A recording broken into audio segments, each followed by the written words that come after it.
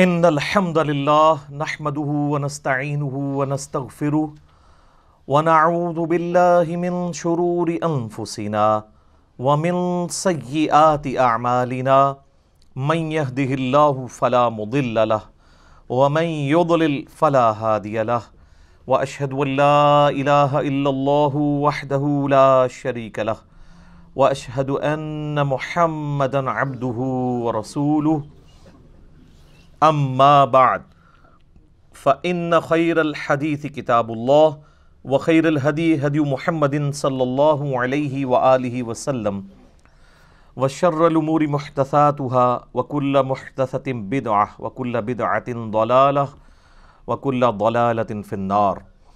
اعوذ باللہ السمیع العلیم من الشیطان الرجیم من ہمزہ ونفخہ ونفثہ بسم اللہ الرحمن الرحیم۔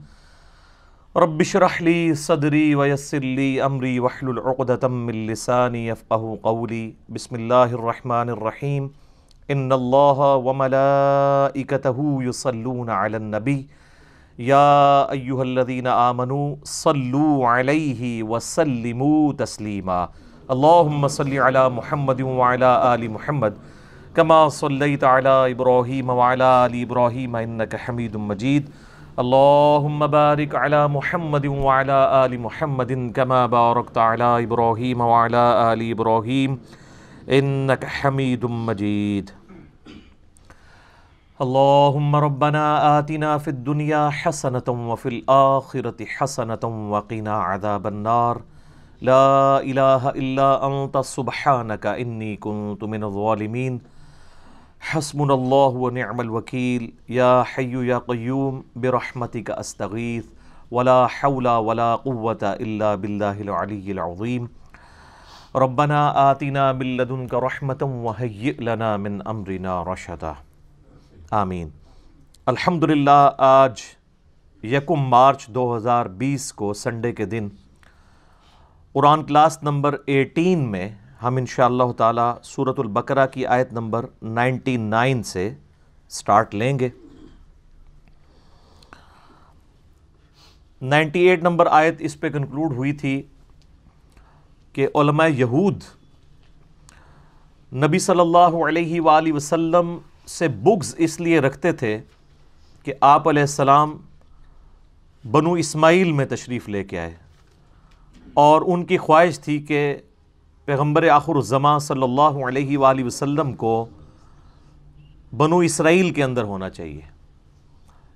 اسی وجہ سے وہ حسد بھی کرتے تھے، بغض بھی رکھتے تھے، حتیٰ کہ ان کا بغض اس عروج پہ پہنچا کہ انہوں نے حضرت جبرائیل علیہ السلام سے بھی دشمنی کر لی کہ یہ جبرائیل نے جو ہے نا وہ اللہ تعالیٰ کی اس معاملے میں خیانت کی ہے، یہ پیغمبر تو بنو اسرائیل کے اندر آنا چاہیے تھا، نعوذ باللہ۔ تو اللہ تعالیٰ نے اس پہ ورڈکٹ دی تھی کہ جو کوئی بھی اللہ کا دشمن ہو، جبریل کا دشمن ہو، میکائیل کا ہو دشمن، تو اللہ تعالیٰ ایسے لوگوں کا دشمن ہے، چاہے وہ کسی ایک رسول کا بھی دشمن ہو۔ اس کے اوپر آیت نمبر 98 مکمل ہوئی تھی۔ اب اس سے آگے چلتے ہیں۔ اعوذ باللہ من الشیطان الرجیم، بسم اللہ الرحمن الرحیم۔ وَلَقَدْ أَنزَلْنَا إِلَيْكَ آيَاتٍ بَيِّنَاتٍ، اور بے شک ہم نے اے محبوب صلی اللہ علیہ وآلہ وسلم آپ کی طرف نازل کی ہیں روشن آیات۔ وَمَا يَكْفُرُ بِهَا إِلَّا الْفَاسِقُونَ، اور اس کا کفر تو نہیں کرے گا مگر وہی شخص جو فاسقوں میں سے ہوگا۔ صرف فاسقین ہی ہیں جو اللہ کی آیات کا کفر کریں گے اور ان کو ماننے سے انکار کریں گے۔ أَوَكُلَّمَا عَاهَدُوا عَهْدًا نَبَذَهُ فَرِيقٌ مِّنْهُمْ، جب کبھی بھی انہوں نے وعدہ کیا اللہ تعالیٰ کے ساتھ کہ وہ اللہ تعالیٰ کے پیغمبر کی پیروی اختیار کریں گے، کتابوں کی پیروی اختیار کریں گے، یعنی علماء یہود اور یہودی جو تھے، نَبَذَهُ فَرِيقٌ مِّنْهُمْ، تو ان میں ایک فریق ایسا آیا کہ جس نے عہد کو توڑ پھینکا۔ بل اکثرهم لا یؤمنون، بلکہ ان کی اکثریت سرے سے ایمان لانے کا جو حق ہے وہ ایمان نہیں لاتے۔ وہی جو اس وقت ہماری امت کا بھی حال ہے کہ اللہ اور اس کے رسول کو مان رہے ہیں، اللہ اور اس کے رسول کی نہیں مان رہے، عز و جل و صلی اللہ علیہ وآلہ وسلم۔ وَلَمَّا جَاءَهُمْ رَسُولٌ مِّنْ عِنْدِ اللَّهِ مُصَدِّقٌ لِمَا مَعَهُمْ، اور جب آیا ان کے پاس رسول، کوئی بھی رسول، چاہے یہ آخری نبی آئے ہیں یا ان سے پہلے عیسیٰ علیہ السلام، اور عیسیٰ علیہ السلام سے پہلے حضرت سلیمان علیہ السلام، ان کے ساتھ بھی انہوں نے یہی کیا۔ جب کبھی بھی کوئی رسول ان کے پاس آیا اس حال میں کہ مصدق لما معہم، کہ وہ تصدیق کرنے والا ہوتا تھا جو ان کے پاس کتاب یعنی تورات موجود ہوتی تھی، نبذ فریق من الذین اوتوا الکتاب، تو اہل کتاب میں سے ایک ایسی جماعت ضرور ہوتی تھی کہ جو اس عہد کو پیٹھ کے پیچھے پھیر دیتی تھی۔ کتاب اللہ وراء ظہورہم، وہ اللہ کی کتاب کو اپنی پشتوں کے پیچھے کر دیتے تھے، کأنہم لا یعلمون، اور اتنے بھولے بن جاتے تھے جیسا کہ وہ جانتے ہی کچھ نہیں ہے، حالانکہ ان کو سب کچھ یہ بات پتہ تھی۔ یعنی یہ پوری گفتگو اسی کانٹیکسٹ میں ہو رہی ہے کہ جان بوجھ کے ایسے مکرے بنے ہوئے ہیں، ان کو پتہ ہے، حتیٰ کہ سورۃ الانعام میں آئے گا کہ یہ اس پیغمبر کو ایسے پہچانتے ہیں جیسے اپنے بیٹوں کو پہچانتے ہیں، لیکن صرف بغض کی وجہ سے، اناد کی وجہ سے، اپنی چودراہٹ کے ختم ہونے کے ڈر کی وجہ سے انہوں نے نبی علیہ السلام کی نبوت کا انکار کر دیا۔ اور ظاہر ہے کہ اس میں چودراہٹ، سرداری سٹیک پہ لگی ہوئی تھی علماء یہود کی، عوام کی نہیں۔ عوام کی مت علماء ہمیشہ مارتے ہیں، علماء سو۔ اب جب کبھی کوئی کتاب اللہ کو پس پش ڈال دے، انبیاء کی تعلیمات سے روگردانی کر دے، تو اس کا الٹیمیٹ نتیجہ یہ نکلتا ہے کہ وہ پھر تعویذ دھاگوں میں پڑ جاتی ہیں امت۔ اور یہی بنی اسرائیل کے ساتھ ہوا کہ جب انہوں نے اللہ کی کتاب کو پس پش ڈال دیا تو پھر وہ جادو سیکھنا شروع ہو گئے، تعویذات کا علم انہوں نے سیکھنا شروع کر دیا، شیاطین کا اتنا انٹریکشن ہو گیا کہ وہ انسانی شکل میں سامنے آ کے ان کو جادو سکھایا کرتے تھے اور وہ فخر یا جادو سیکھا کرتے تھے۔ حتیٰ کہ اللہ تعالیٰ نے 2 فرشتے نازل کیے ان کی آزمائش کے لیے، ہاروت اور ماروت۔ بابل شہر کا نام ہے، عراق کے اندر آج بھی ہے، بیبلونیا، اس شہر کے اندر۔ اور وہ فرشتے جب کبھی بھی کوئی ان کو اس طرح کے عملیات سکھاتے تھے تو ساتھ وہ یہ کہتے تھے کہ ہم تمہاری آزمائش ہیں، یہ علم نہ سیکھو، پھر بھی وہ یہ علم سیکھا کرتے تھے۔ تو اس میں ہاروت اور ماروت کا کوئی قصور نہیں تھا۔ اور یہ جو اسرائیلی روایتیں ہیں کہ وہ کسی عورت پر عاشق ہو گئے تھے اور آج بھی وہ فرشتے الٹے لٹکے ہوئے ہیں کسی کنویں کے اندر، وہ کنواں بھی بنایا ہوا ہے، بالکل جھوٹ ہے۔ قرآن کا واضح فتویٰ ہے کہ فرشتے کبھی بھی اللہ کے حکم کی سرتابی نہیں کرتے۔ شیطان نے اس لیے حکم عدولی کی کہ وہ جنات میں سے تھا، کان من الجن ففسق عن امر ربی، وہ جنوں میں سے تھا، سورۃ الکہف آیت نمبر 50، اس لیے اس نے اپنے رب کے حکم کی نافرمانی کی۔ ہاروت اور ماروت تو فرشتے تھے، تو اللہ تبارک و تعالیٰ کی وہ ڈیوٹی پوری کر رہے تھے۔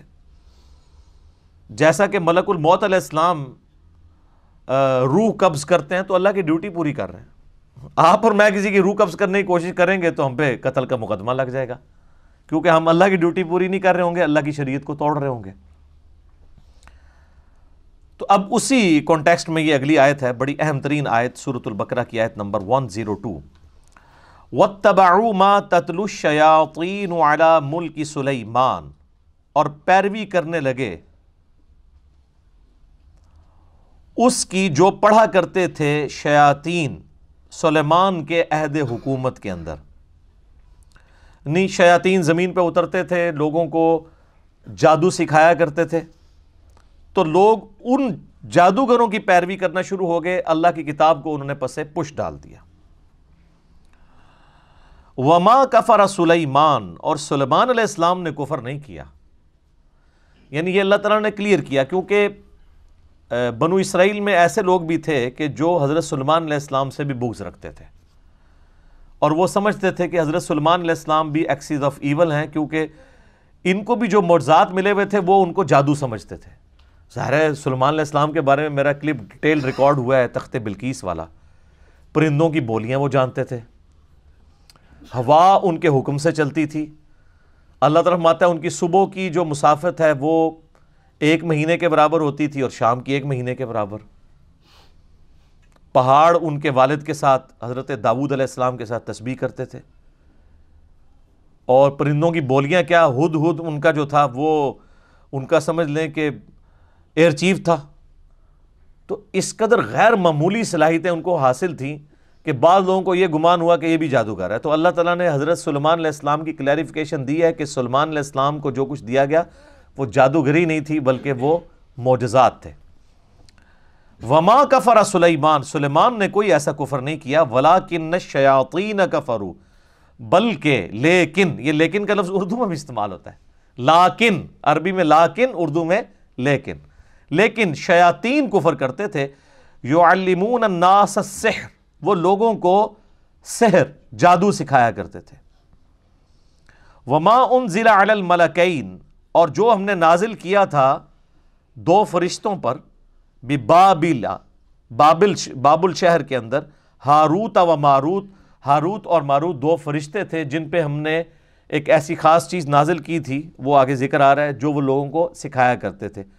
وما يعلمان من احد حتى يقولا، اور وہ اس وقت تک کسی کو وہ علم نہیں سکھاتے تھے جب تک کہ یہ کلیئر نہ کر دیں کہ یہ جو تم علم ہم سے سیکھ رہے ہو یہ فتنے والا علم ہے، یہ علم سیکھنا حرام ہے، یہ کفر ہے، یہ اللہ کی نافرمانی ہے. لیکن وہ آزمائش کے طور پہ سکھا رہے تھے. اللہ تعالیٰ، ظاہر ہے اللہ تعالیٰ نے یہ سارے معاملات کیوں پیدا کیے ہیں؟ تاکہ انسان کو آزمایا جائے. اب اللہ تعالیٰ نے خنزیر کو اللہ نہیں پیدا کیا نا، اور ہمارے اوپر پابندی لگا دی کہ اس کا گوشت نہیں کھانا. اس میں خنزیر کا تو کوئی قصور نہیں ہے، اس کو ہماری آزمائش کے لیے پیدا کیا. تو اس طرح اللہ تبارک و تعالیٰ نے جو یہ جانچنے کا نظام پیدا کیا، اس میں کوئی نہ کوئی اللہ تعالیٰ کی ڈیوٹی پوری کر رہا ہوتا ہے، بشرطے کہ کوئی بغاوت نہ کرے تو اس کے اوپر کوئی اس طرح کا بلیم نہیں آتا. تو جب کبھی بھی وہ کسی کو سکھانے لگتے تھے وہ دونوں، تو وہ کیا کہتے تھے؟ انما نحن فتنۃ، ہم تو نہیں مگر فتنہ، آزمائش ہیں تمہارے لیے. فلا تکفر، تو مت کفر کرو.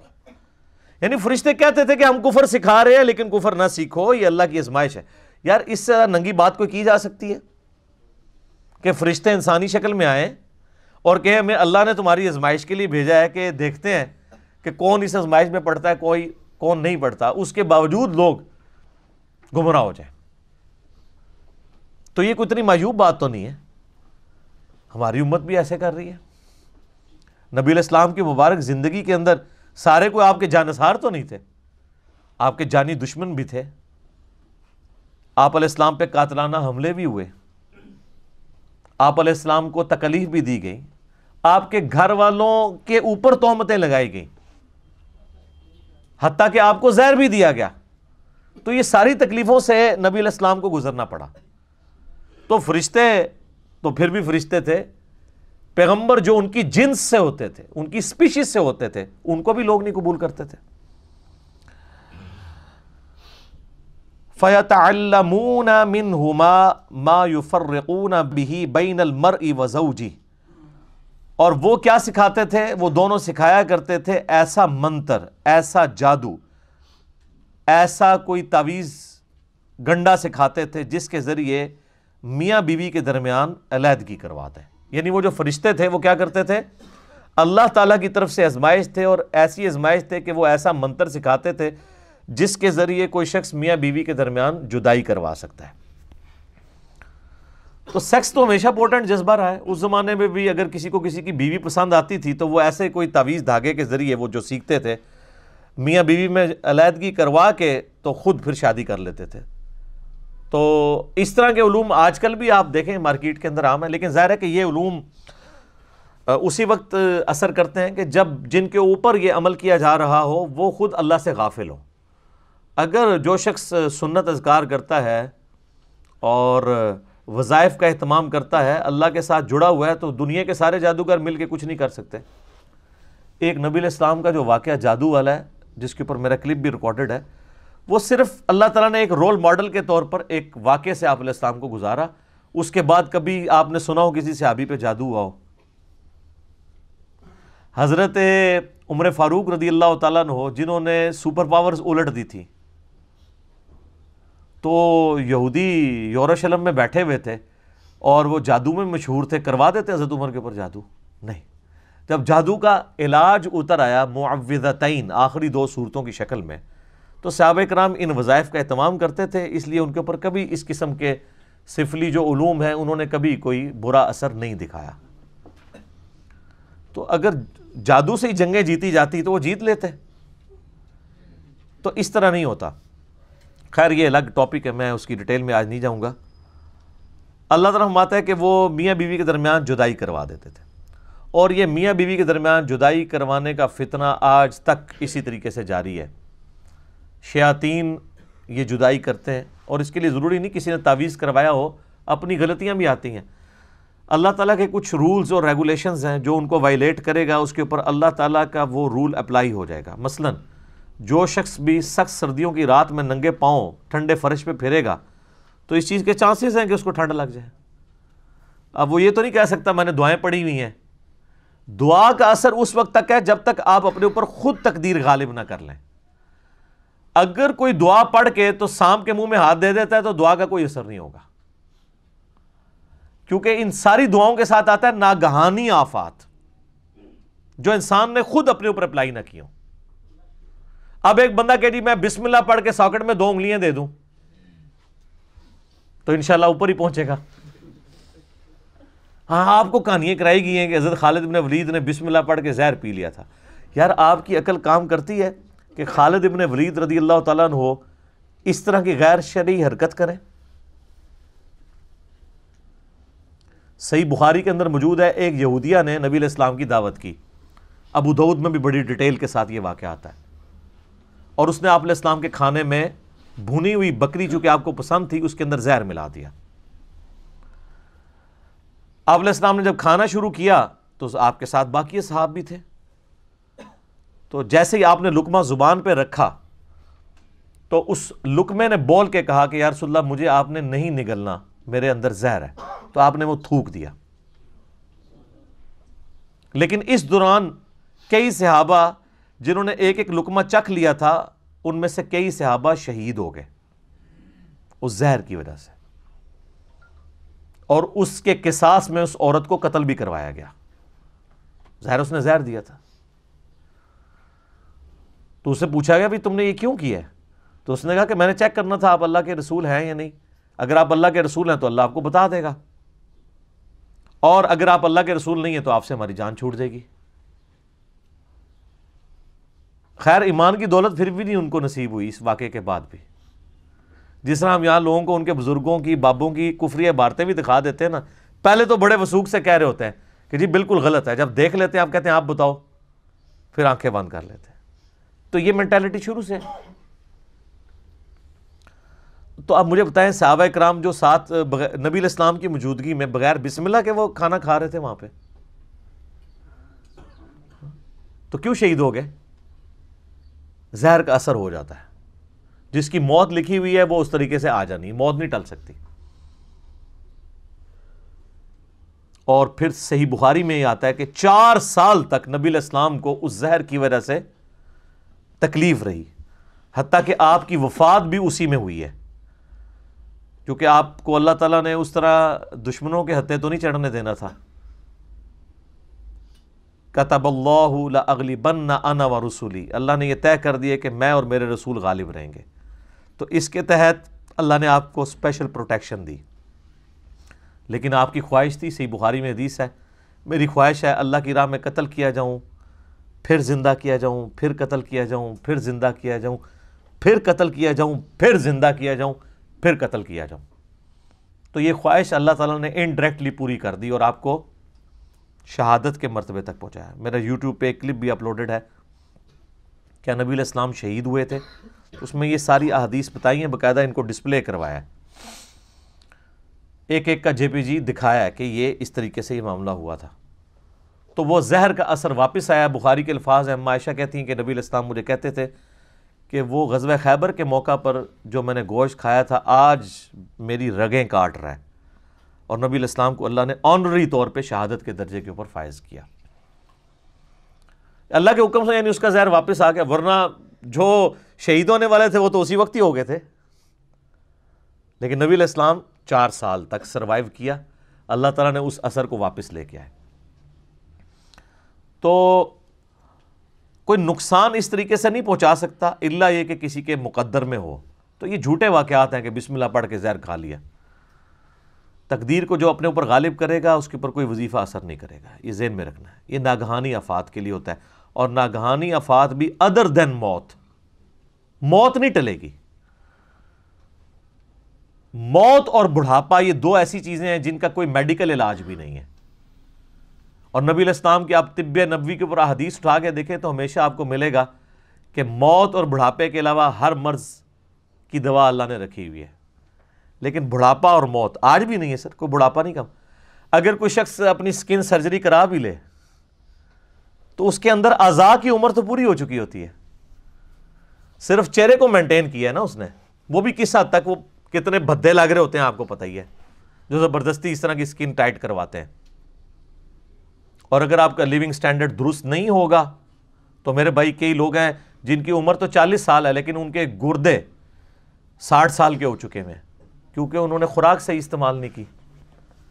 ان کا معدہ ہو سکتا ہے 70 سال کا ہو چکا ہو. اس طرح کی باہر کی گندی غذائیں انہوں نے کھائی ہیں کہ جتنا اس نے ٹیمپر ہونا تھا 40 سالوں میں, 70 سالوں کے اندر وہ 40 سال میں ہی ہو گیا. تو اس کو کہتے ہیں انسان کی ہر عضو کی ایک میڈیکل لائف ہوتی ہے. تو یہ اللہ تبارک و تعالیٰ نے ایک سسٹم رکھا ہوا ہے. تو یہ میاں بیوی کے درمیان وہ علیحدگی کروایا کرتے تھے اس کی وجہ سے. صحیح مسلم میں ایک حدیث ہے کہ شیطان کا تخت پانیوں پہ لگا ہوا ہے اور رات کے وقت سارے اس کے چیلے آ کے اسے رپورٹ کرتے ہیں اور بتاتے ہیں کہ آج ہم نے کون کون سے گناہ کے کام کروائے. کوئی آگے کہتا ہے کہ آج میں نے فلاں شخص سے چوری کروائی, فلاں شخص سے میں نے قتل کروا دیا, فلاں شخص سے میں نے زنا کروا دیا. تو شیطان خاص امپریس نہیں ہوتا. ایک چیلا آگے کہتا ہے آج میں نے میاں بیوی کے درمیان جدائی کروا دی ہے. تو شیطان کہتا ہے اصل کام تو نے کیا ہے, اور اس کو گلے لگا کے ملتا ہے. کیونکہ تمدن کی جڑ کٹ جاتی ہے جب میاں بیوی کا ریلیشن شپ ڈسٹرب ہوتا ہے. پورا معاشرہ اس کے اوپر کھڑا ہے. اس لیے اسلام میں سب سے زیادہ زور اسی کے اوپر ہے کہ آخری درجے تک نبھانے کی کوشش کی جائے. میرا ایک کلپ کچھ عرصہ پہلے اپلوڈ ہوا تھا یوٹیوب کے اوپر, مظلوم بیوی کے نام سے, کہ ہمارے سب کانٹیننٹ کے معاشرے کے اندر کس طرح عورتوں کے اوپر ظلم ہوتے ہیں اور خامن جو ہے ان کو کس طرح اپنا غلام سمجھ کے رکھتے ہیں. آج مجھے اس ڈیٹیل میں جانے کی ضرورت نہیں ہے. اب آپ دیکھ لیں کہ وہ جو مسلم شریف کی حدیث تھی کہ شیطان خوش ہوتا ہے میاں بیوی سے علیحدگی کے معاملے میں, تو قرآن نے بھی اس حدیث کو انڈورس کر دیا ہے کہ واقعی شیاطین کا جو اول مصداق ہے وہ یہی ہے کہ میاں بیوی کے درمیان جدائی کر دی ہے. بولے اعوذ باللہ تعالی. تو اللہ تعالیٰ فرماتا ہے وَمَا هُمْ بِضَارِّينَ بِهِ مِنْ أَحَدٍ إِلَّا بِإِذْنِ اللَّهِ. وہ ضرر نہیں پہنچا سکتے تھے اس جادو اور منتر کے ذریعے مگر جب اللہ چاہے. اللہ نہیں چاہے گا تو نہیں اثر ہوگا, سیدھی سی بات ہے. اور جب اللہ چاہے گا تو کوئی بچت نہیں کر سکتا. سورہ الزخرف میں آیا کہ جو رحمان کے ذکر سے روگردانی اختیار کرتے ہیں اللہ ان پر شیطان مسلط کر دیتا ہے جو اس کا برا ساتھی بن جاتا ہے. اللہ کر دیتا ہے شیطان. یہ شیطان اللہ کا چھوڑا ہوا کتا ہے نا, اور ہر انسان کے ساتھ ہے. بخاری مسلم میں حدیث موجود ہے, نبی علیہ السلام فرمایا کہ ہر انسان کے ساتھ ایک فرشتہ اور ایک جن اٹیچڈ ہے. مسلم شریف میں ذرا ڈیٹیل آتی ہے اس کی. تو ایک صحابی نے جرت کر کے پوچھا یا رسول اللہ آپ کے ساتھ بھی؟ فرمایا ہاں میرے ساتھ بھی اٹیچ ہے, لیکن اللہ تعالیٰ نے مجھے اس پہ طاقت دی. میرے ساتھ جو شیطان اٹیچ ہے وہ مجھے نیکی کی طرف ہی بلاتا ہے. باقی سب کا جو شیطان ہے برائی کی طرف, میرے ساتھ جو شیطان اٹیچ ہے وہ مطیع ہو گیا ہے, اس نے اسلام قبول کر لیا. تو نبی علیہ السلام کے سوا کوئی شخص یہ نہیں کہہ سکتا کہ گارنٹی ہے میں جو کچھ کہہ رہا ہوں وہ حق کہہ رہا ہوں, چاہے وہ کوئی صحابی ہو چاہے کوئی بزرگ ہو. کوئی شخص یہ کلیم نہیں کر سکتا. ما ضل صاحبکم وما غوا. صرف نبی علیہ السلام کے لیے گارنٹی ہے, تمہارے نبی نہ کبھی بہکے ہیں نہ کبھی بے راہ چلے ہیں. تو اللہ تعالیٰ ہمارا کہ وہ اللہ کے اذن کے بغیر نہیں ایسا کر سکتے تھے. وَيَتَعَلَّمُونَ مَا يَضُرُّهُمْ وَلَا يَنْفَعُهُمْ. اور وہ چیز جو ضرر رساں ہے ان کے لیے اور نہیں نفع پہنچا سکتی انہیں، وہ سیکھتے تھے۔ ظاہر ہے کہ دنیا میں اگر کوئی منفعت حاصل بھی کر لے، آخرت میں تو اس کا نقصان ہے۔ جادوگر تو کافر ہو جاتا ہے کیونکہ وہ ایسے الفاظ بولتا ہے جو کفر کی کیٹیگری میں فال کرتے ہیں۔ اس لیے آپ دیکھ لیں سعودیہ کے اندر تو جادوگر کی سزا قتل ہے، سیدھا سیدھا فساد فی الارض کر رہا ہے وہ۔ وَلَقَدْ عَلِمُوا لَمَنِ اشْتَرَاهُ مَا لَهُ فِي الْآخِرَةِ مِنْ خَلَاقٍ، اور وہ اچھی طرح یہ جانتے تھے کہ جو وہ سودا کر رہے ہیں ان کا اب آخرت میں اللہ کی رحمت میں کوئی حصہ نہیں ہے، بڑا ہی برا سودا کر رہے ہیں وہ، یعنی اپنی آخرت بیچ کے دنیا حاصل کر رہے ہیں نا، دنیا کی منفعت کی خاطر کفر کر کے، سحر کر کے، اس سحر کے ذریعے کیا کر رہے ہیں؟ اپنی آخرت برباد کر رہے ہیں۔ تو دنیا خرید رہے ہیں آخرت کو برباد کر کے، تو کتنا برا وہ سودا کر رہے ہیں۔ اور اہل ایمان کی نشانی سورہ توبہ میں کیا آئی کہ اللہ تعالیٰ نے مومنین کی جانیں اور مال جنت کے بدلے میں خرید لی ہیں، وہ اپنی جان اور مال لٹا دیتے ہیں جنت کے حصول کے لیے۔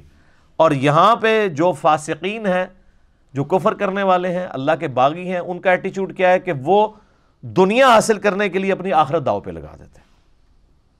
مَا لَهُ فِي الْآخِرَةِ مِنْ خَلَاقٍ، آخرت میں ان کا کوئی حصہ نہیں ہے۔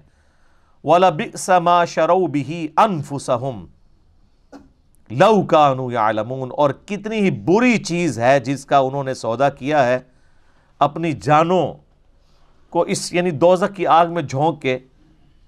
لَوْ كَانُوا يَعْلَمُونَ، کاش وہ اس بات کو جانتے ہوتے۔ جانتے تو وہ تھے، مراد یہ کہ جاننے والا جانتے۔ یہاں پہ آپ بڑے سے بڑے ڈاکو سے پوچھ لیں کہ ڈاکہ مارنا کیسی چیز ہے، کہ کہے گا جی بری چیز ہے۔ اپنے بچوں کو وہ کوشش کرے گا کہ ان کی تربیت صحیح کرے، تو اس کا کیا مطلب ہے؟ اس کو پتہ ہے۔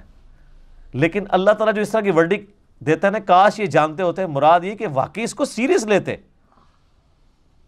اب کتنے لوگ ٹی وی پہ آ کے کہتے ہیں جان اللہ کو دینی ہے، اور کرتوت ان کے دیکھ لیں۔ اگر اللہ کو جان دینی ہو تو انسان جھوٹے الزامات کسی کے اوپر لگائے، اللہ رسول کی قسمیں کھائے۔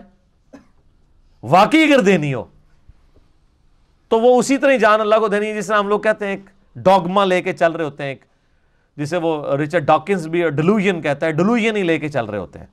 اگر واقعی کنوکشن والا ایمان ہو تو پھر انسان کی زندگی میں نظر آتا ہے کہ واقعی اس نے جان اللہ کو دینی ہے، پھر انصاف کے اوپر مبنی بات انسان کرتا ہے۔ وَلَوْ أَنَّهُمْ آمَنُوا وَاتَّقَوْا، اور اگر وہ ایمان لے آتے جیسا کہ ایمان لانے کا حق ہے اور تقوی کی روش اختیار کرتے، لَمَثُوبَةٌ مِّنْ عِنْدِ اللَّهِ، تو اللہ کے حضور اپنا ثواب پکا کر لیتے۔ کون سا ثواب؟ خیر، عند اللہ خیر، اللہ کے حضور اپنا اچھا اجر پکا کر لیتے۔ لَوْ كَانُوا يَعْلَمُونَ، کاش وہ یہ جانتے ہوتے۔ یار اس طرح کون سمجھائے گا کسی کو؟ کیا درد اور سوز و گداز ہے ان جملوں میں، بار بار یہ بات ریپیٹ ہو رہی ہے، لَوْ كَانُوا يَعْلَمُونَ، کاش وہ جانتے ہوتے۔ اب میرے بھائیو ایک خاص آیت آ رہی ہے جس کے اوپر میں کئی دفعہ مختلف لیکچرز کے اندر بول چکا ہوں۔ یہودیوں کی ایک خاص روش تھی کہ وہ الفاظ کو بگاڑا کرتے تھے، یہ ان کی مینٹیلٹی تھی۔ بنو اسرائیل کے پیغمبر جن کو وہ مانتے بھی تھے ان کے ساتھ بھی انہوں نے یہ کیا۔ حکم ہوا کہ جب تم نے یروشلم فتح ہوگا اور تم نے وہ اس شہر کے دروازے سے انٹر ہونا ہے، اریحا شہر جیریکو، تو حطۃ کہتے ہوئے داخل ہونا ہے، تو اللہ تعالیٰ تمہاری غلطیوں کو معاف کر دے گا۔ انہوں نے حنطۃ کہنا شروع کر دیا کہ ہمیں گندم چاہیے۔ اب یہی یہودی تھے جو اس وقت وقتی طور پہ صحابہ کرام کے روب کی وجہ سے دب کے اسلام قبول کر لیا، اندر سے وہ کافر ہی تھے۔ نبی علیہ السلام کی مجالس میں بیٹھتے تھے اور پھپتیاں بھی کستے تھے، اور آپ صلی اللہ علیہ وآلہ وسلم کی گفتگو کا مذاق بھی اڑاتے تھے، ٹولیوں کی شکل میں بیٹھ جاتے تھے نا۔ اب سینکڑوں بندے بیٹھے ہوئے ہیں اور اس میں چھوٹی چھوٹی ٹولیاں ہیں، تو آپس میں وہ ساتھ جگتے بھی مارتے رہتے تھے۔ نبی علیہ السلام کی بات ہو رہی ہوتی تھی نا تو وہ جگت مارتے تھے۔ اور جب کوئی اہل ایمان میں سے سن لیتا تھا ایسی بات اور وہ کہتے تھے یہ کیا کر رہے ہو، تو وہ کہتے تھے اپنے کانوں کا علاج کرواؤ، ہم نے یہ تو نہیں، ہم نے تو یہ کہا ہے. اور زبانوں کو ایسے موڑتے تھے کہ واقعی وہ اس کو بینیفٹ آف ڈاؤٹ دیا جا سکتا تھا. اور یہ مطلب یہ ایٹیچیوڈ ابھی تک یعنی آپ دیکھیں گے جاری ہے. ہمارے یہ موجودہ پرائم منسٹر صاحب جب یہ کنٹینر پہ تھے تو وہ بار بار کہتے تھے امپائر کی انگلی، امپائر کی انگلی. تو وہ اس انگلی کی کوئی تعبیر کوئی کچھ کرتا تھا، جب ان سے پوچھا ان کا جی میں نے تو اس سے مراد اللہ لیا ہے. تو یعنی اب اپنے آپ کو بچانے کی خاطر انسان اللہ اور رسول کو بھی ڈالنا شروع کر دے. ان کو پتہ ہے انہوں نے کیا کیا اور پوری قوم کو پتہ ہے کہ اس وقت کیا کر رہے تھے، لیکن کم از کم اس سوال کو ویل لیفٹ کر دیتے. اللہ کو بیچ میں کیوں ڈالا کہ میں اس سے مراد اللہ لے رہا تھا؟ اللہ پہ جھوٹ باندھا، ان کو تو پتا تھا کہ وہ نہیں لے رہے تھے. تو یہ ایٹیچیوڈ ہمیشہ انسانیت کے اندر رہا ہے کہ وہ اپنی سیلف رسپیکٹ اور ایگو کی خاطر اپنی غلط باتوں کی تعویل بھی کر لیتا ہے. تو مسلمانوں کے بھی یہی حال ہے. اگر یہ یہودیوں کی آپ آیتیں پڑھ رہے ہیں تو یہ کام مسلمان بھی کر رہے ہیں. قرآن میں آیا کہو سمعنا و اطعنا، ہم نے سنا اور اطاعت اختیار کی. تو اب طا جو ہے وہ ذرا موٹی کر کے بولی جاتی ہے عربی میں، تو وہ پھر جگت مارتے تھے نا. جب آیت نازل ہوئی ہے تو کہتے تھے سمعنا و عصینا، ہم نے سنا اور نافرمانی کی. عصینا کہتے ہیں نافرمانی کو. اب کسی اور نے پاس سن لیا کہ یہ کیا بکواس کر رہے ہو، کفر بول رہے ہو، تو کہا کہ نہیں ہم نے تو اطعنا کہا ہے، تمہیں سننے میں خرابی لگی ہے. اس وقت تو کوئی ریکارڈنگ نہیں کر سکتا تھا نا کہ ریکارڈنگ کر کے سنا لیتا، کوئی خفیہ کیمرہ نہیں تھا. یہاں پہ بھی وہ کیا کرتے تھے، سورہ البقرہ کی آیت نمبر 104 میں آ رہا ہے. صحابہ کرام کی عادت تھی کہ وہ نبی علیہ السلام سے جب دین سیکھ رہے ہوتے تھے تو کوئی بات سمجھ نہیں آتی تھی تو وہ یہ کہتے تھے، ان کا تقیہ کلام تھا راعینا یا رسول اللہ، یا رسول اللہ ہماری رعایت فرمائے، یعنی بات کو ریپیٹ کر دیں، ہمیں بات سمجھ نہیں آئی. اب یہ بالکل معقول لفظ تھا، وہاں پہ ریناؤنڈ تھا. اب یہودیوں کو چونکہ وہ جگت باز تھے، وہ جگت تو فوراً پکڑتے تھے جس طرح ہمارے فیصلہ بادیے پکڑ لیتے ہیں، کیا کی بات کو کیا بنا دیتے ہیں. تو انہوں نے نا رائینا کہنا شروع کر دیا. یعنی صحابہ کہہ رہے ہیں رائینا یا رسول اللہ، تو وہ اپنی ٹولی میں بیٹھے ہوئے ہیں اب اسی جگہ ہی پہ، اور رائینا راعینا. اب راعینا کا مطلب بنتا ہے اے ہمارے چرواہے. ایک تھوڑا سا اس لفظ کو کھینچنے کی وجہ سے مطلب دوسری طرف چلا جاتا ہے. اب صحابہ کرام تو نعوذ باللہ نبی علیہ السلام کے لیے اپنی جانیں دینے کے لیے تیار تھے، وہ کب آپ علیہ السلام کے لیے اس طرح یہ لفظ استعمال کر سکتے تھے؟ تو حالانکہ آپ علیہ السلام نے یعنی بکریاں چرائی ہیں اور اس کے عوض معاوضہ بھی لیا ہے. آپ کا بچپن بڑا یعنی ایک ٹف ماحول میں گزرا ہے، اور تمام انبیاء کو اللہ تعالیٰ پریکٹس کرواتا ہے. لیکن یہودی جو ہیں وہ کسی اور سینس میں اس کو کہہ رہے ہوتے تھے، بدتمیزی کے لیے، آپ کو ڈس آنر دینے کے لیے، نعوذ باللہ.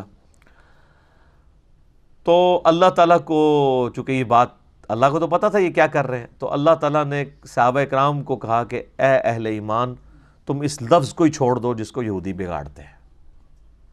تو وہ آیت ہے اب یہ سورۃ البقرہ آیت نمبر 104، یا ایھا الذین آمنوا لا تقولوا راعینا، اے ایمان والو مت کہا کرو راعینا، وقولوا انظرنا، بلکہ کہا کرو یا رسول اللہ ہمارا انتظار کر لیں، نظر رحمت فرمائے، تھوڑی دیر کے لیے انتظار کر کے اس بات کو ریپیٹ کر دیں. یعنی ایک ایکویلنٹ ورڈ دے دیا راعینا کی بجائے انظرنا. واسمعوا، اور بات غور سے سنا کرو، یعنی نوبت ہی نہ آئے دوبارہ پوچھنے کی. ایک تو آپ علیہ السلام بولتے بھی بہت آہستہ تھے نا، آواز بھی کم تھی اور بولنے کی رفتار بھی کم تھی. بخاری مسلم میں آتا ہے کہ اما عائشہ کہتی ہیں کہ ایک عام آدمی آپ علیہ السلام کے الفاظ گن بھی سکتا تھا، آپ علیہ السلام اس طرح آہستہ آہستہ بولتے تھے جب تعلیم دی جا رہی ہوتی. آپ دیکھیں نا اب اس وقت قرآن کلاس میں جو میری ٹون ہے،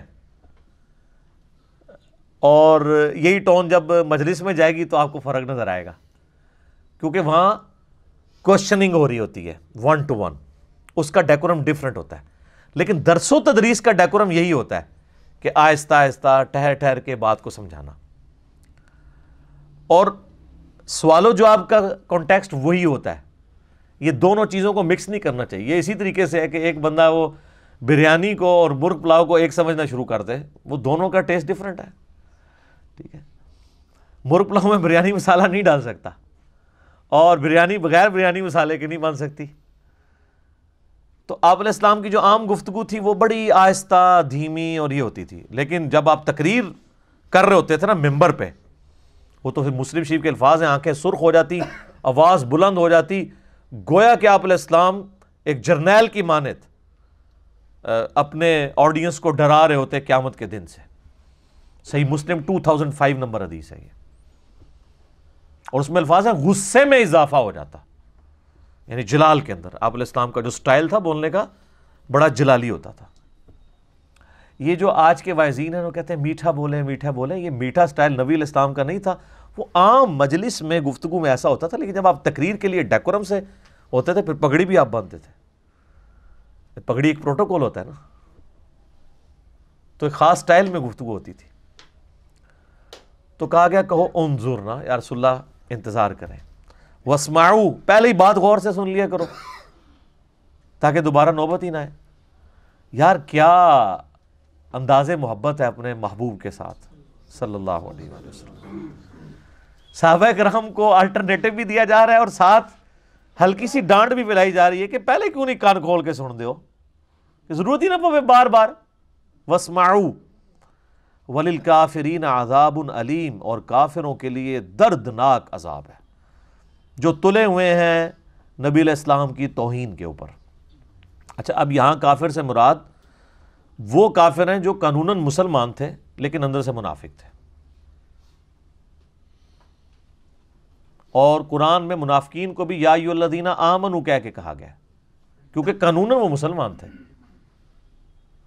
اور منافقین کا بھی جو بعد میں بھی پتہ چلا, تو ایک عبداللہ ابن ابی ہے جس کا مین پتہ ہے.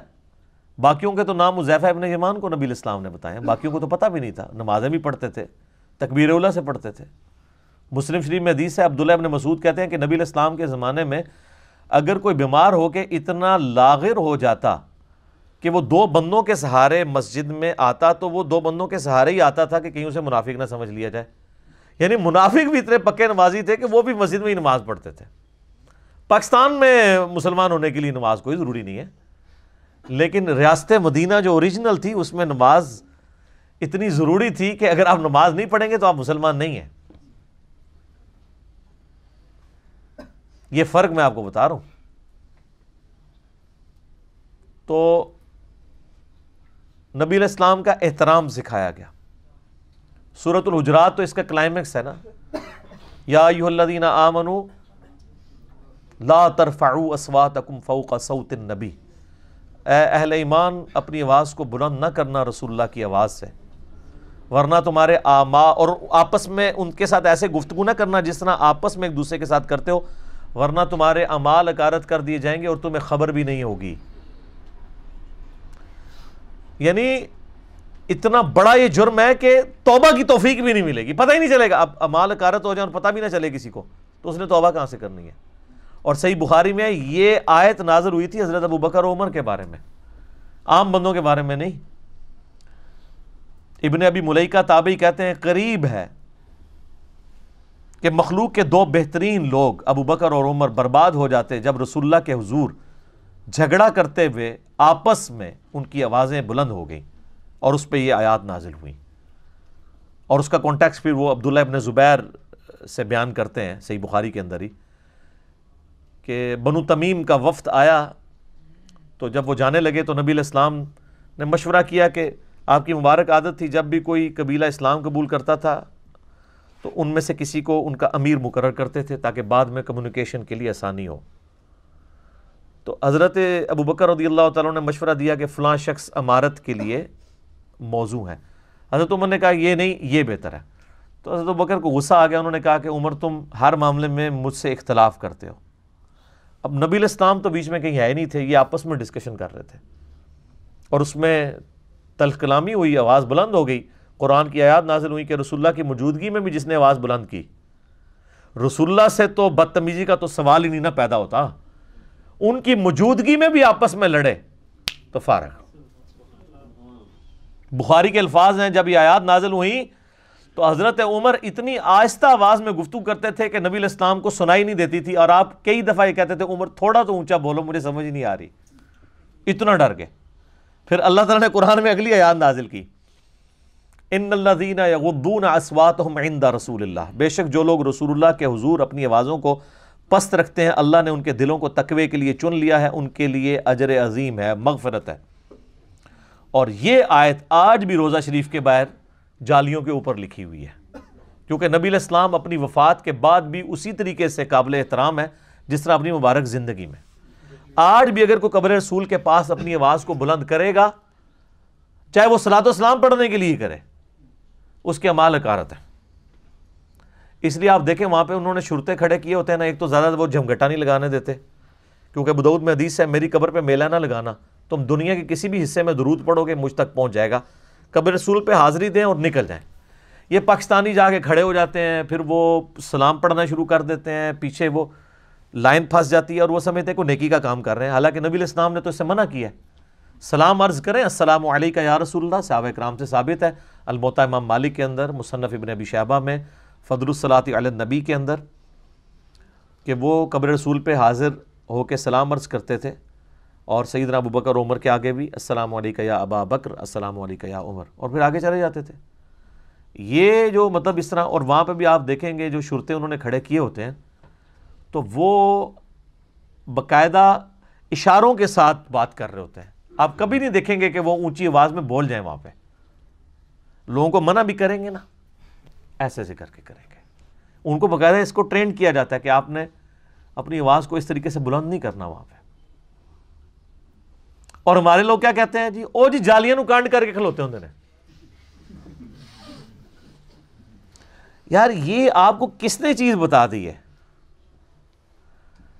اللہ کے بندو، اگر آپ اس کو فزیکلی گستاخی بھی سمجھتے ہیں تو نبی علیہ السلام کی قبر مبارک تو ان جالیوں سے کم از کم 5 مختلف ہرڈلز کے پیچھے قبر مبارک ہے۔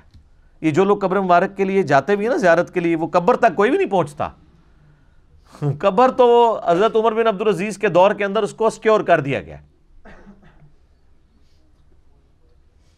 وہ ایک ڈیٹیل یعنی ہے، وہ حجرہ عائشہ کی دیوار گر گئی تھی، صحیح بخاری کے اندر آتا ہے۔ یہ نور الدین زنگی والا واقعہ تو کہانی بنایا ہوا ہے انہوں نے۔ تو ایک انگلی کے برابر موٹائی کی کوئی چیز ہو تو وہ سترا ہوتا ہے۔ اگر آپ سترا اپنے سامنے رکھ لیں 1 فٹ 1.5 فٹ اونچا اور 1 انگلی جتنا موٹا، تو آپ تو نمازی کے آگے سے بھی گزر سکتے ہیں، کیونکہ نمازی کے آگے سے گزرنا وہ شمار نہیں ہوتا سترے کے پرلی طرف سے گزریں۔ تو جو قبر مبارک کی طرف اگر پیٹ کر کے کھڑے بھی ہیں تو جالیوں کا سترا ہے،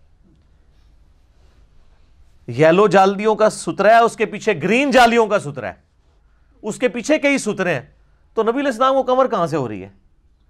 ورنہ تو اب ہم جہاں پہ بھی بیٹھیں گے تو پاکستان میں تو جب امام مسجد سلام پھیر کے پبلک کی طرف منہ کرتا ہے، تو پاکستان میں تو مدینہ شریف اور مکہ شریف آلموسٹ ایک جتنے اینگل کے اوپر ہے، تھوڑا سا ہی فرق ہے، کیونکہ اتنے دور جب آئیں گے تو آپ وہ چند ڈگریوں کا فرق ہے۔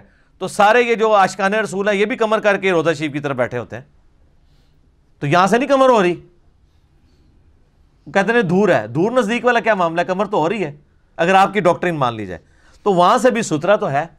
تو یہ چیزیں نوٹ کر رہے ہوتے ہیں جی، کنڈ کی تھی ہے جی انہوں نے، تو تہاڈی بزرگیاں نو چٹنا ہے جڑے کنڈ کر کے کھلوتے نا، ٹاؤ نا انہوں نے اتھے کتے کے تہاڈے بزرگ نگاہ مارنے والے آون نا، وہ جی امام کعبہ گستاخ ہے، وہ پیچھے نماز نہیں ہوتی، تو سر امام کعبہ کو اٹھائے نا، وہ غوث وقت کدھر غائب ہے؟ آئے نا نگاہ مار کے اٹھائے اور خود کھڑا ہو وہاں پہ، سب کہانیاں کرائی ہوئی ہیں، ٹھیک ہے۔ تو یہ تو میرا فیوریٹ ٹاپک ہے، میں اور طرف چل پڑوں گا، ٹھیک ہے۔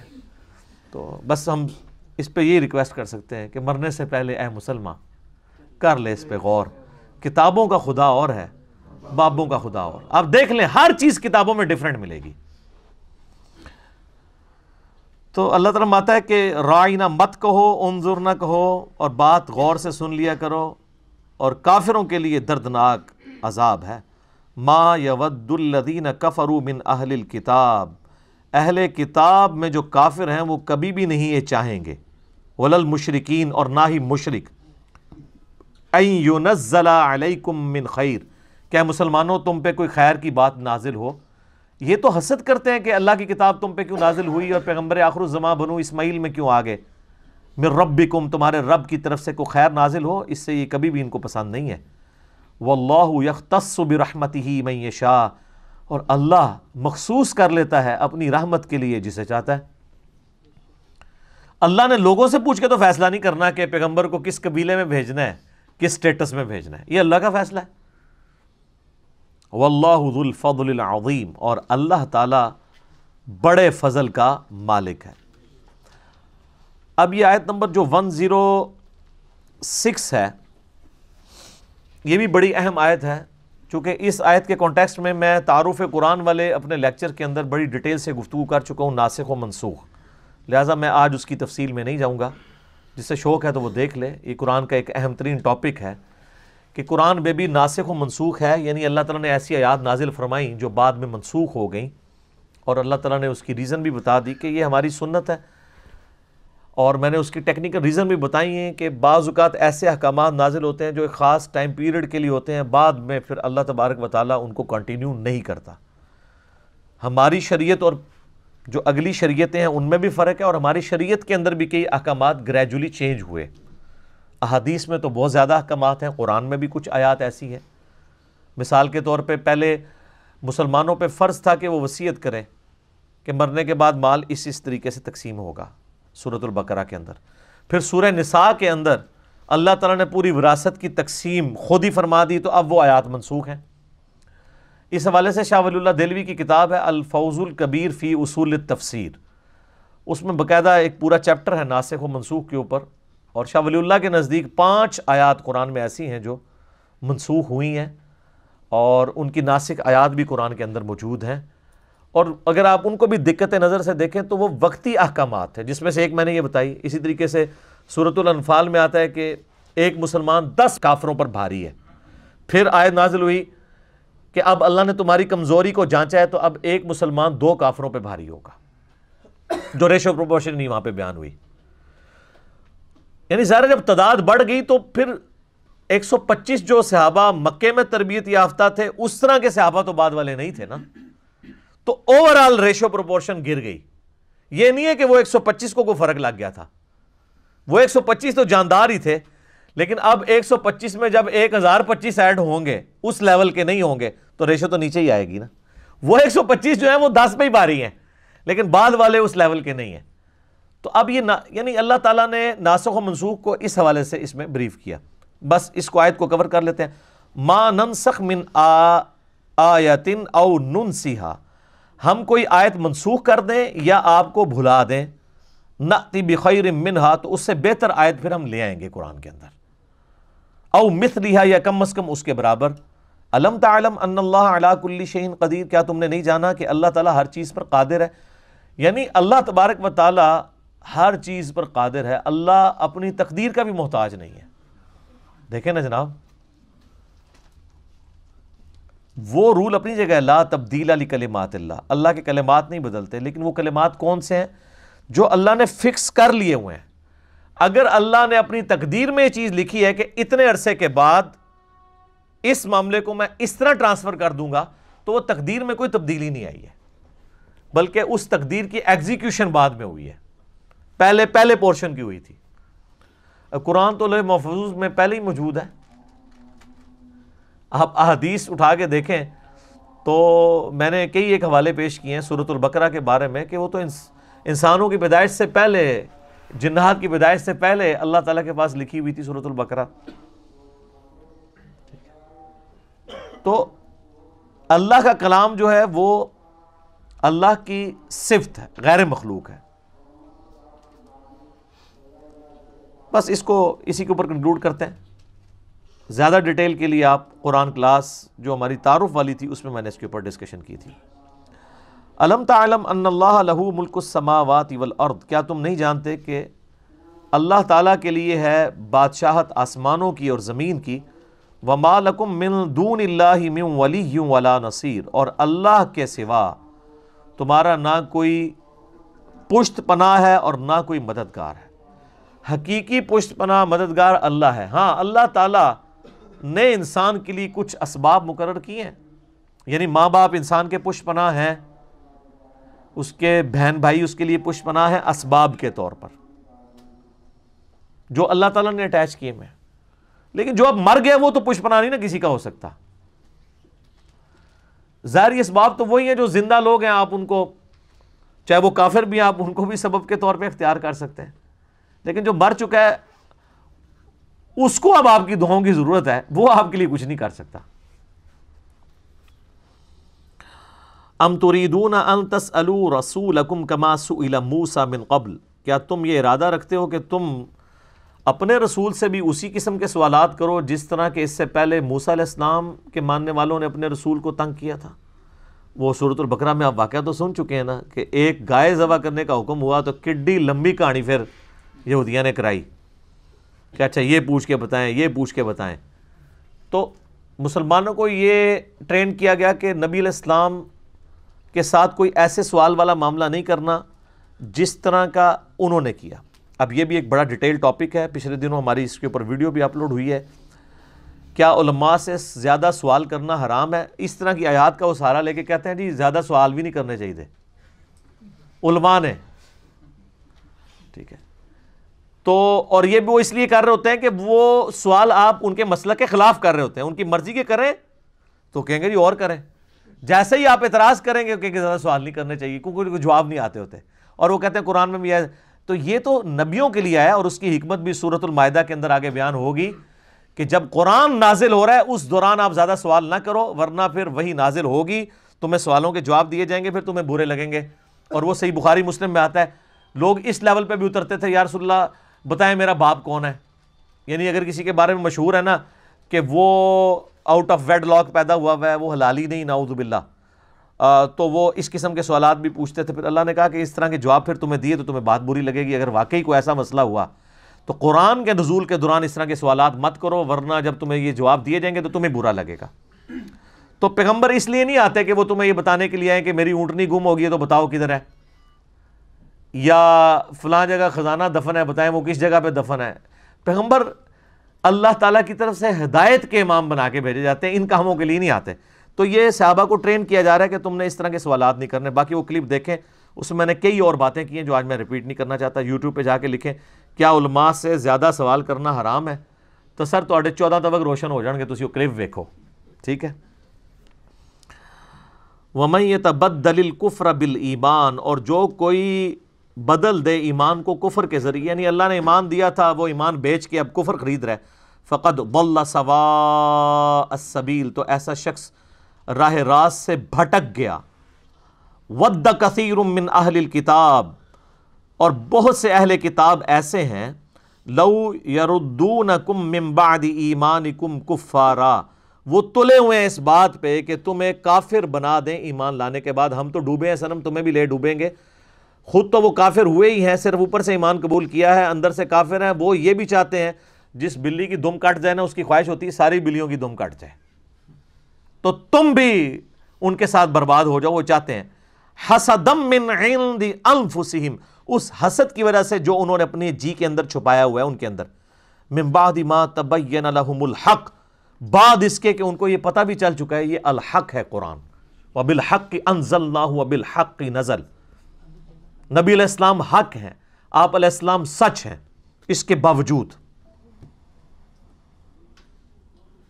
فاعفو، تو آپ معافی کی روش ان کے ساتھ اختیار کریں، وصفحو، اور درگزر کرتے رہیں، حتی یأتی اللہ بامرہ، یہاں تک کہ اللہ کا حکم آ جائے۔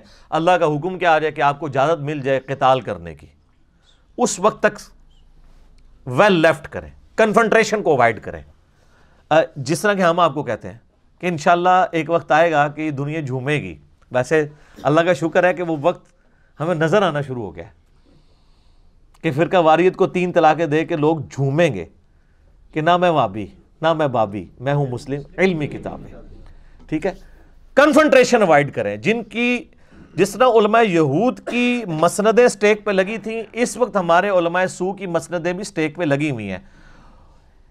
انہی کے باوجداد تھے نا وہ بڑے، انہوں نے وقت کے پیغمبر کے ساتھ یہ کیا، تو ہم تو پیغمبر کے نمائندے ہیں، تو ہمیں ہی کہاں پہ قبول کریں گے؟ پیغمبروں کو قبول نہیں کیا۔ حضرت عیسیٰ علیہ السلام کو دیکھنے یہودیوں نے کیا کچھ نہیں ان کے ساتھ کیا۔ ان اللہ علی کل شیء قدیر، بے شک اللہ تعالیٰ ہر چیز کے اوپر قادر ہے۔ ایک وقت آئے گا کہ مسلمانوں کو غلبہ ملے گا۔ پھر ساتھ لوگوں نے دیکھا ہے نا، 2 ہجری میں غزوہ بدر ہوئی، 3 میں غزوہ احد، 5 میں غزوہ خندق، 6 میں صلح حدیبیہ اور کافروں نے مسلمانوں کو ایز اے پاور تسلیم کر لیا، 7 ہجری میں غزوہ خیبر ہوئی، 8 ہجری میں فتح مکہ، اور 9 ہجری میں غزوہ تبوک۔ رومن امپائر نے بھی مسلمانوں کا روب قبول کر لیا، اور 1.5 لاکھ کی فوج صرف 30,000 صحابہ کے ڈر سے رومن امپائر کا ہیڈ کیسر روم وہ بارڈر سے پیچھے بھاگ گیا۔